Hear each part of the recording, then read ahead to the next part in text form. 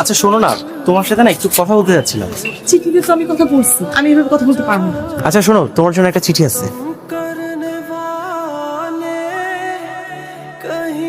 এই যে শুনতেছেন, একটু এদিকে আসেন তো। এই তসলিমা, তুই কি মনে করছিস এটার ভাষা বুঝবো না দেখা আমরা কিছুই বুঝবো না? কি হয়েছে তাসলিমা, এত জরুরি ডাকলা? আপা আম্মা আমাকে কথা যাই না গেছে, তারা এখন আমার অন্য একটা ছেলের সঙ্গে বিয়ে দিয়ে দিবে। আমি আজকে আমার বাবা মাকে বলবো তোমার বাড়িতে বিয়ের প্রস্তাব নিয়ে যেতে।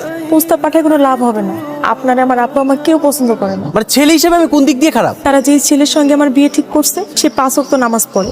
আব্বা তাসলিমা দাঁড়াও, তুমি তোমার আব্বাকে যে বলো আজকের পর থেকে আমি নামাজও পড়বো। তোমার অন্য কোথাও বিয়ে হয়ে গেলে আমি মরে যাবো তাসলিমা।